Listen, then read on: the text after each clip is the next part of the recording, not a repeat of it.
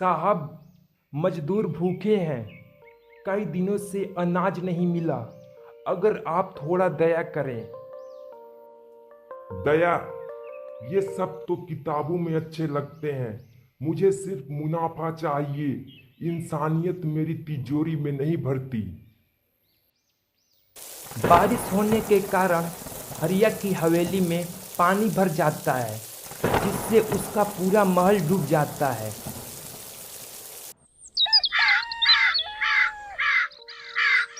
एक गांव में रमेश व उसकी पत्नी एक मिट्टी के घर में रहा करते थे। रमेश की पत्नी बहुत दिनों से बीमार थी, जिस बीमारी के कारण दिन भर खाट पर पड़ी रहती। रमेश दिन भर खेतों में काम किया करता, लेकिन उसका मेहनत कभी भी रंग नहीं लाता। एक दिन, हे ईश्वर, मैंने कभी किसी का बुरा नहीं चाहा, फिर भी मेरी झोली खाली क्यों है? क्या गरीब होना पाप है? तेरी हालत देखता हूं तो खुद को कसूरवार महसूस कराता हूं। मैं कुछ भी करके तुझे ठीक देखना चाहता हूं, लेकिन हाथ खाली है। रमेश, हालात चाहे जैसा हो, तू अपना ईमान मत खोना, क्योंकि यही तेरी सबसे बड़ी पूंजी है। मैं दिन रात खेत में जान लगा देता हूँ, लेकिन बदले में कभी पेट भर रोटी नहीं मिलती। कभी कभी लगता है जैसे मेहनत को श्राप मिल गया हो। कभी पेड़ को भी फल देने में वक्त लगता है। आप मत डरिए, आपका हर कदम किसी गहरी नींव का हिस्सा बन रहा है। अगर मैं किसी दिन टूट गया तो क्या होगा? क्या फिर भी लोग कहेंगे कि ईमानदारी जिंदा है? सुनिए, आपका संघर्ष ही लोगों को उम्मीद देगा। अगर आप गिरे तो बहुत से लोग गिरेंगे। तुम सही बोल रही हो। मैं झुक सकता हूँ, लेकिन टूट नहीं सकता।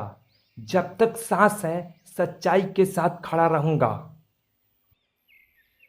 पैसे से तो इज्जत, रुतबा और भगवान तक खरीदा जाता है। ये गांव तो मेरे पैरों की धूल भी नहीं। साहब, मजदूर भूखे हैं। कई दिनों से अनाज नहीं मिला। अगर आप थोड़ा दया करें। दया, ये सब तो किताबों में अच्छे लगते हैं। मुझे सिर्फ मुनाफा चाहिए। इंसानियत मेरी तिजोरी में नहीं भरती। जो मेहनत करता है वह जमीन पर रेंगता है, और जो चालाक है वह आसमान छूता है। साहब, वक्त सबका बदलता है। आज आप ऊपर हैं, कल कोई और होगा। सुनो, मेरे जैसे लोग वक्त को खरीद लेते हैं। मुझे कोई डर नहीं है। पर साहब, वक्त कभी किसी का गुलाम नहीं होता। वह बिना चेतावनी के करवट लेता है। चुप रह। मेरी हवेली, मेरे खेत, ये लोग सब मेरे हैं। जो मेरे खिलाफ बोलेगा उसे मैं मिटा दूंगा। शाम ढलते ही रमेश अपने गांव के पुराने मंदिर की तरफ जाता है।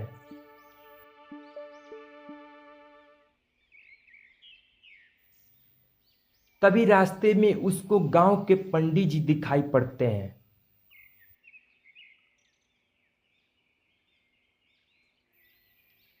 पंडित जी, क्या भगवान भी अब सो गया है? क्या वह देख नहीं रहा कि अच्छाई हर रोज रौंदी जा रही है? बेटा, भगवान सोता नहीं। वह सिर्फ इंतजार करता है कि इंसान कब अपने कर्मों से खुद को बदलता है। पर पंडित जी, जब कोई बुरा आदमी राज करता है और अच्छा आदमी भूख से तड़पता है, तो विश्वास डगमगाता ही है। विश्वास की नींव तब तक बनी रहती है बालक, जब उसे तोड़ा नहीं जा सकता। तू मत भूल कि धरती पर बोया बीज भी मौसम के इंतजार में रहता है। तो पंडित जी बताइए आप, क्या मेरा संघर्ष कभी रंग लाएगा? क्या कोई उजाला मेरी भी रातों में आएगा? देखो बालक, जब वक्त आएगा तो तेरा हर आंसू मोती बन जाएगा और तेरी मेहनत सोना। तब तो ठीक है पंडित जी, मैं भगवान से कुछ नहीं चाहता, बस इतना कि मेरी मेहनत व्यर्थ न जाए। रमेश, तेरा कर्म ही तेरा भगवान है, और जब तू उसे सच्चाई से निभा रहा है तो समझ लेना तू पूजा कर रहा है। तो ठीक है पंडित जी, मैं चलता हूँ।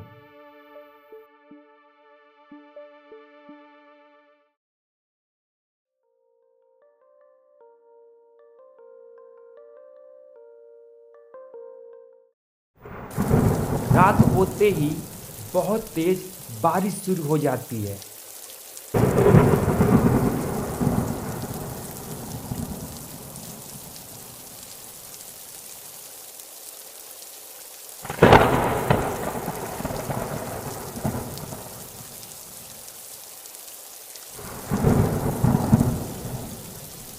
बारिश होने के कारण हरिया की हवेली में पानी भर जाता है, जिससे उसका पूरा महल डूब जाता है। देखो गांव वालों, हवेली में पानी भर चुका है। वो हवेली जिसने सबका हक छीन लिया था। प्रकृति चुप नहीं रहती। जब अन्याय की सीमा पार होती है तो वो खुद इंसाफ करती है। किसी तरह हरिया जान बचाकर हवेली से बाहर निकलता है। भगवान, ये सब कैसे हो गया? मैंने तो सोचा था मैं अमर हूँ, अजय हूँ। देखो भाइयों, जिसने दूसरों के घर तोड़े, आज उसका अपना घर पानी में बिखर चुका है। हरिया हवेली से निकलकर गांव वालों के पास आता है।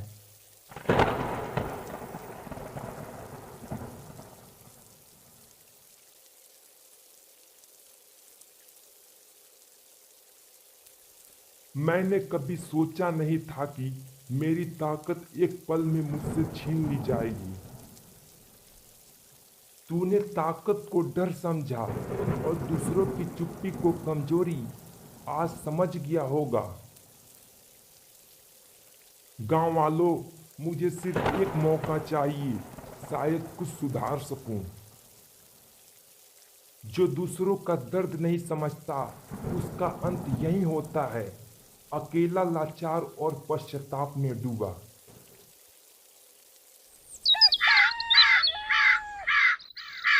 बारिश होने के बाद रमेश की फसल लहरा उठती है, जिस कारण रमेश बहुत खुश होता है। ये फसल सिर्फ मिट्टी का उपहार नहीं, ये उन आंसुओं का फल है जो मैंने हर बीज बोते वक्त बहाए थे। रमेश भैया, तेरी सच्चाई ने हमें जीना सिखा दिया। तूने हमें भरोसा लौटाया। तभी हरिया फटे पुराने कपड़ों में रमेश के पास आता है और बोलता है, मुझसे बहुत गलतियां हुई रमेश। अगर तू कहे तो मैं तेरे साथ मजदूरी करूंगा। तूने जो बोया वह तूने काटा, लेकिन अगर अब तू बदलना चाहता है तो खेत की मिट्टी तुझे जरूर अपनाएगी। रमेश, अब मैं दूसरों का हक नहीं छीनूंगा। मैं पसीना बहाकर रोटी कमाऊंगा। कभी जो दूसरों के पसीने को नजरअंदाज करता था, आज अगर खुद बहाने को तैयार है तो यही सबसे बड़ा परिवर्तन है।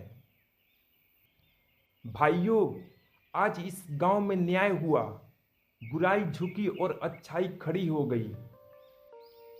प्रभु, तेरी अदालत में देर है पर अंधेर नहीं। आज तूने फिर साबित कर दिया